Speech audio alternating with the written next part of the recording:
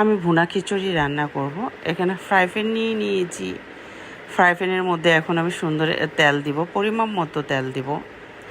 যতটুক লাগে ঠিক ততটুকুই তেল দিবেন। দেওয়ার পরে তেলটা যদি গরম হবে, তেলটা গরম হয়ে গেলে আমি এখানে পেঁয়াজ, রসুন কুচি এবং মরিচ ফেলে দিয়েছি। এটাকে আমি বাদামি কালার করব সুন্দর করে।